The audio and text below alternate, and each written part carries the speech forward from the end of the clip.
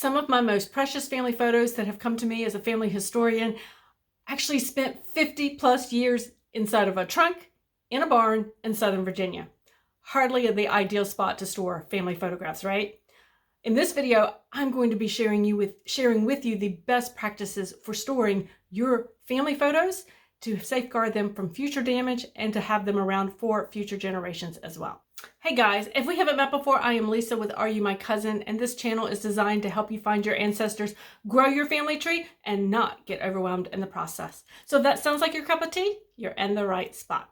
So as I mentioned, some of my family photographs that came to me had spent years, decades inside of a trunk in a barn.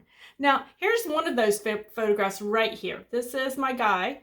This is William Elliott. I think he didn't turn out too bad considering he spent that many decades inside of a barn. Now, for those of you with family photographs that have come to you, where are some of the crazy places that you have found your old family photographs stored? Let me know in the comments below. I'm curious to see, am I the only one who's found family photographs in a barn? Obviously, that is not where we want to be storing our family photographs. So where do we want to store those photographs? And how do we want to handle them safely? Now, the first thing I want you to remember before we get right into where we're going to store these photographs is that when you are working with your family photographs, make sure you have a clean, dry work surface. Make sure your hands are clean and dry. Now, here's what tip. Okay. Once you've washed your hands, got them nice and clean and dry, skip the lotion or oils that you might normally put on. We do not want to have lotions and oils from our hands that we've put on get onto the photographs. So skip that until after you're done. Now let's talk about location. Where you store your photographs is one of the most important considerations you need to think about. The best place to store your family photographs is in a cool, dry place. Attics, basements, tobacco barns are not where you want to put your old photographs. The temperature varies too much, there's too much moisture in the air, so you want to avoid those types of places for those photographs.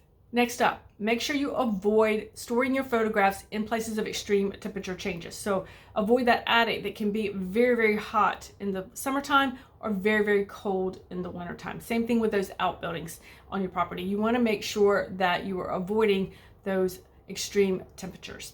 You also want to avoid storing your photographs in areas that have a really high humidity and really low humidity. Storing your photographs in an area of high humidity actually promotes mold growth on those photographs, which can obviously be quite damaging.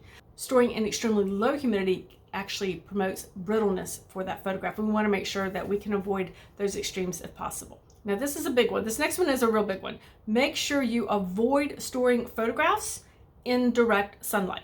So if you want to display your family photographs, and regardless of the age, make sure you have them so they are not getting hit by direct sunlight.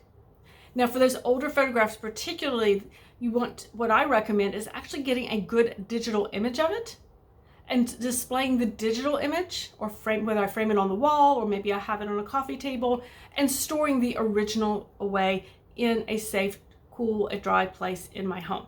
Now, the reason is I don't want to, have the original damaged, and it's much safer to display your copy to share with family and friends and to enjoy without having to worry about the changing sunlights that might be coming into your home. Now, this next thing that I would tell you to do is to avoid those magnetic photo albums. I don't really see as many of those anymore, so I don't know if they're out there as much, but if you make sure you are avoiding storing and using those types of photo albums. They are just not safe for your photographs. They will promote a lot of color fading, and we want to avoid damaging our photographs that way. I know what you're thinking, Lisa, so just where do you store your family photographs? I'm glad you asked. Okay, I have my photographs in archival safe boxes inside an interior closet in my home. In fact, it is the closet that you see right over there behind me. That is my office closet. It is cool, it is dry, and the temperature is very stable in there. So that's where I keep my family photographs. Okay, so we've talked about where to store family photographs and what to avoid when it comes to storing family photographs. But what kinds of materials, what kind of boxes do we use to put the photographs in to store them, right? Okay, now the thing you want to remember here is we want to make sure that we are using archival safe photo boxes, photo sleeves, photo albums, however we're choosing to store or display these photographs, we want to make sure they are archival safe. So what does that mean? Okay, so archival safe means that that product is lignin free, acid free, PVC free, and has a neutral pH. This will prevent further degradation of our photographs in the future. So again, we want it to be lignin free, acid free, PVC free, and a neutral pH. Now, I'm going to be honest, these can be get a little pricey pretty quickly, but where do we find these types of storage materials? All right. You can find them at Gaylord Archival, which is a well-known vendor. There's archival safe photo storage options on Amazon. You can find them at the Container Store, and then also you can use Archival Methods is an online vendor as well, and they were actually at RootsTech this past year. Now, overwhelmingly, photo boxes are going to be usually what people are choosing to to physically store their photographs in. With that, most of what I have are the photo boxes with that. And there are some tips for making sure, even using those archival safe photo boxes, to make sure that we are storing the photos properly within that box. Now, what does that mean? Number one tip here is to not overstuff the photo box. Okay. Don't stuff so many photographs in there you're having to push that top down, because what that will do is risk scratching those photographs. It will risk tearing those photographs. And if you have one of those older photographs like I do, this is actually a cabinet card, so it's one of those thicker cardboard photographs, you actually risk breaking it. So make sure you're not overstuffing that box when it comes to storing the photograph, putting photographs in it.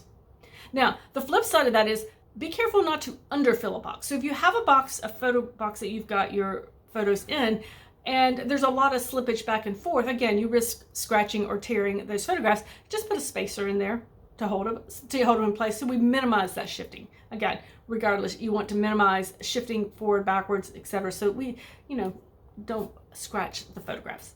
I also recommend, if possible, storing like-sized photographs together. So those that are of the same size, they're going to fit better together. There's going to be less friction between them, and I think that's going to serve better for saving our photographs for future generations. And for those very precious photographs, I choose to use actually archival sleeves to put those in. I don't do that with all of my photographs, but I do with those special photographs, maybe those that are a little more delicate, a little bit older photographs that I want to save. I will go ahead and put them in a sleeve to protect them a little bit further.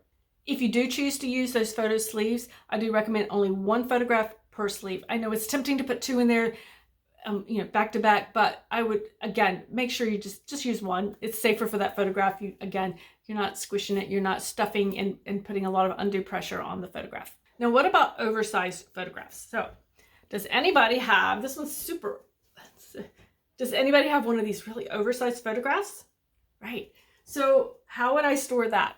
Obviously, it's not going to fit in a standard size box, so I'm going to actually they do make large flat boxes, archival type boxes that you can get for those. Those do get a little pricey once again, but for the few that I have, I can usually get away with getting a box for those. Really, there's something out there for just about any size photograph that you have. Now, when it comes to storing and preserving our family photographs, I want to make sure that we don't overlook the process of digitizing our family photos for preservation purposes, because we live in a digital world. And while we want to make sure we are saving our physical photographs safely, things happen, all right? Unfortunately, natural disasters can happen. There could be a fire, there could be a hurricane, a tornado. Something could happen where we actually lose the original photograph. So we want to make sure that in the process of when we're thinking photo storage, that we think digitization as well.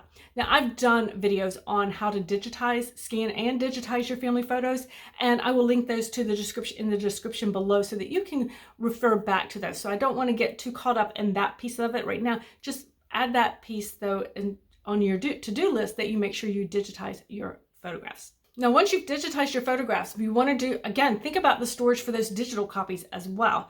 Okay, so one of the things that I do right away is I upload them and save them in a cloud service. So things could be like Google Photos, store them there. You could store them in Dropbox. You could store them in File Shadow. You could store them in PhotoMine. There are a number of places where you can store your family photographs in the cloud-based services. Additionally, what I do is I will also save them on an external hard drive or a flash drive. So this is my little external hard drive that I use. I get this off of Amazon. It's a lacy external hard drive, plenty of space on there. I will back up my photographs there. I will also put them on flash drives and maybe give 2 or 3 out to family members. So maybe I send some to my parents, some to, a flash drive to my brother for safekeeping in the event that something should happen to one of mine. So I want to make sure as many people have copies of these to make sure we don't lose those images.